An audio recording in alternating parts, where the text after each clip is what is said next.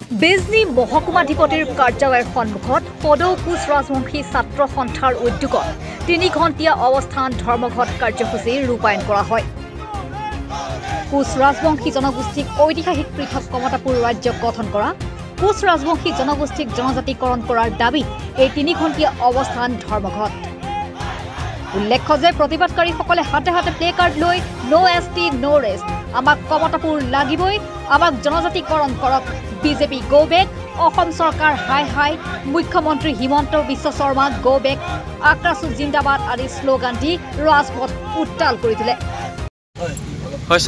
আজি 28 নৱেম্বৰ তাৰিখ আৰু আমাৰ সদৌ কোচ ৰাজবংশী ছাত্ৰ সন্থাৰ যি সিদ্ধান্ত মৰ্মে আজি 28 নৱেম্বৰ তাৰিখে আমি জিলা উপায়ুক্তৰ কাৰ্যালয়ৰ সন্মুখত আৰু মহকুমা অধিপতি কাৰ্যালয়ৰ সন্মুখত আমি কমতাপুৰ পৃথক ৰাজ্য কমতাপুৰ আৰু জনজাতিকৰণৰ দাবীত অৱস্থান ধৰ্মঘট ৰূপায়ণৰ কাৰ্যসূচী ৰূপায়ণ কৰি আহিছোঁ। আৰু এই চেগতে আপোনালোকৰ জৰিয়তে আমি অসম চৰকাৰ আৰু ৰাজ্য চৰকাৰক দাবী উত্থাপন কৰিছোঁ যে অতি শীঘ্ৰে ভূমিপুত্ৰ কোচ ৰাজবংশীসকলক জনজাতিকৰণ প্ৰদান কৰিব লাগে।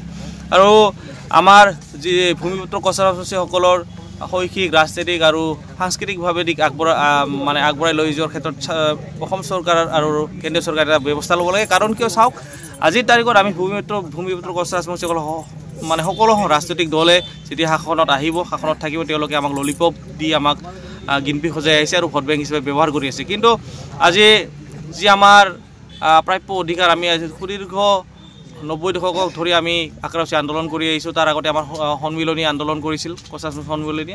কিন্তু এটাও তেওঁলোকে আমাৰ যি এই আন্দোলনৰ গুৰুত্ব প্ৰদান নকৰি, কোচ ৰাজবংশী জনগোষ্ঠীটোৰ আকাংক্ষাবিলাক গুৰুত্ব প্ৰদান নকৰি তেওঁলোকে আমাক কোনো ধৰণৰ সঁহাৰি তেওঁলোকে আগবঢ়া নাই। আৰু অসম চৰকাৰেও আজিলৈকে যি কোচ ৰাজবংশী জনগোষ্ঠীক জনজাতিকৰণ কৰাৰ ক্ষেত্ৰত যি প্ৰতিবেদন কেন্দ্ৰত পঠাব লাগিছিল, সেই প্ৰতিবেদন এতিয়ালৈকে পঠিওৱা নাই। আৰু আমি হেমন্ত বিশ্ব শৰ্মা ডাঙৰীয়াক দেৱক আমি কৈ দিব বিচাৰিছোঁ যে আপোনালোকৰ যদি চৰকাৰৰ কোচ ৰাজবংশী জনগোষ্ঠীটোৰ প্ৰতি অলপ হ'লেও দয়া দৰদ আছে, আপোনালোকে নিশ্চিতভাৱে এটা ফৰ্মুলা তৈয়াৰ কৰিব লাগিছিল। আৰু অতি সোনকালে যে কোচ ৰাজবংশীসকলক সেই ফৰ্মুলাটোৰ জৰিয়তে কেনেকৈ অসমৰ কোচ ৰাজবংশীসকলক জনজাতিকৰণৰ মৰ্যাদা প্ৰদান কৰিব পাৰে, সেই প্ৰতিবেদনখন তাৎক্ষণিকভাৱে পঠাই দি কেন্দ্ৰীয়ত পঠাই দিব লাগিছিল। আৰু এতিয়া চাওক, আমাৰ শীতকালীন অধিৱেশন কেন্দ্ৰত চলি আছে।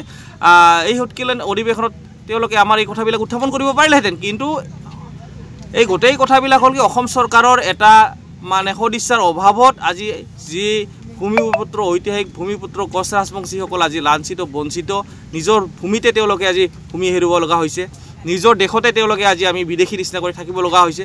আমাৰ যি জীয়াই থকাৰ অধিকাৰ তেওঁলোকে আমাক খৰ্ব কৰিব বিচাৰিছে, অলৰেডি কৰিছেই।